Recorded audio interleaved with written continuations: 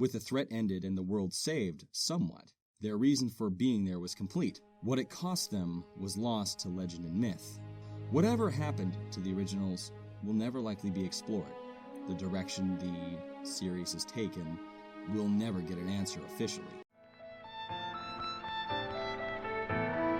光から闇が生まれ、闇は北方し水となり、光は南光し火を生み、光と闇の間には風が流れ、光が闇に沈み大地へと帰る。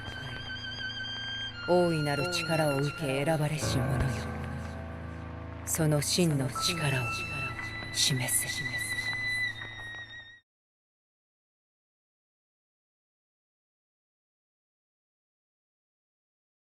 Well, that was unexpected. Welcome to the Video Protectors, and if you are watching this, you are probably one of the few but very welcome commentators or watchers of my over 10,000 view video? Wow! I mean, last time I saw this, it wasn't even 1,000 views. Thank you so much. Anyway, when I posted this video, I didn't know about the lost episode of Digimon Tri, and I think it didn't even come out yet. And it seems as if they finally decided to address, after 15 years actually, the original Digidestins. Or did they? Oh, don't get me wrong, Protectors. This episode did delve into the past of the digital world, but the new Digimon Tri, at least to me, has now raised more questions than answered, left glaring plot holes you can drive a Chimeramon through, and also actually pissed me off. Let me tell you why. Some of you may say that my last video was rendered moot or got tied up, har har har har, because the episode lost pretty much tells us what happened in a flashback. But remember what I said in the video. Pretty much all of what I said came true, and I hadn't watched anything of Digimon Tri up until that point. In the last video, I said the prior Digidestins didn't have Digivices we knew of or had a prior model we hadn't seen. Bing! Right there, prior model. I said that they didn't really win. Doesn't look like it here. I said they would have emotional scars. Oh boy, have you met Maki? She literally reset the digital world for her own selfish reasons, and I will get to why that pissed me off. But it still doesn't answer who the original Digidestined were, at least to me. You can tell me if I'm wrong, but that's how I see it. Why? Because in the flashback they're fighting the Dark Masters, not Apoclymon. Oversight?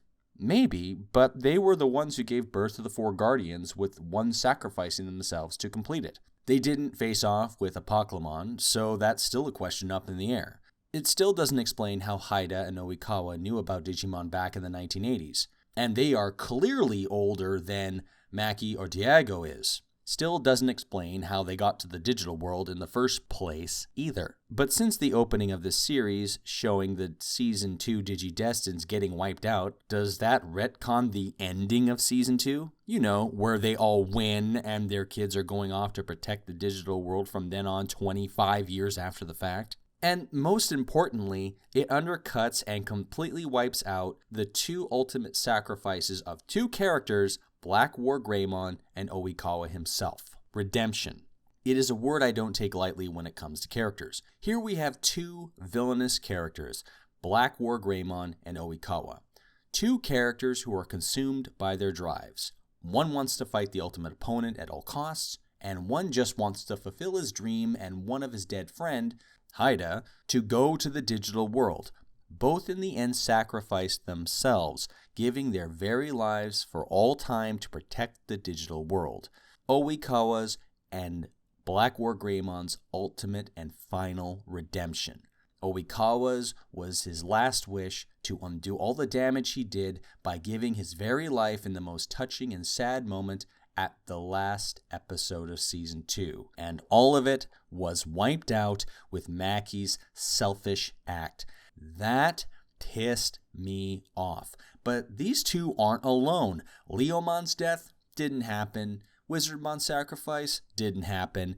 Pixiemon's death didn't happen. Whalemon didn't happen. All of it got reset, and it completely removes the weight of their actions and their characters. It still doesn't excuse Diego or Maki either, one of who is in charge of a group who was dedicated to monitoring the Digimon activity in the world and didn't lift a finger to help. Again, I brought this up. Partners or not, their reasons are selfish. And what happened to the other three? Did they suffer a worse fate? Did they just give up? What the hell is up with Dark Geni here? And if they didn't kill off the Season 2 Digidestined as is implied, which would be a complete retcon of Season 2's ending, they're going to show up eventually and render this pointless completely. This entire scene will be pointless. When you weigh all of it up like that, like I do, it makes Digimon Try not what it could have been, at least to me. All the good animation in the world can't equal up to a bad story. I know there are fans of this, and you are free to call me wrong. But to me, as far as I was ever concerned, Digimon for me ended way back in Season 3 as a send-off. This episode and this series just leaves a bad taste in my mouth after watching it. I really wanted these answers. I really wanted to know what happened, but far as I see at this point, and until they really come back with something interesting, and I know it's just a show, and I know it's just anime, but this was my childhood. This was my time when I was, 15 years old, when I was watching anime, and I was really getting into these. I loved these characters. I loved everything about it. Hey, feel free to tell me I'm wrong, but that's just how I feel about it. But I will stick to what I said. The biggest questions about this series, the biggest questions that we have all wanted to know, that we've spent countless videos on. If you type in Digimon Original Digidestined, you're going to find video after video after video of us trying to piece it together. This was Digimon Try's attempt to give us a larger picture of the world that we really wanted to see. And as far as I'm concerned, it really is a big letdown, at least to me. So as far as I'm concerned, the answers are still unanswered. And where does this leave Digimon Protectors, for those of you that listen into my stories? Oh boy, I'm more convicted than ever to this project. I've got lots of updates on the way, I got artwork, and things to tell the story that needs to be told. One of real loss, broken heroes, and a fight against all odds against an enemy that never was defeated. Stay tuned to the channel, hit the like button, subscribe, and join up. Hey, we got a future to save after all.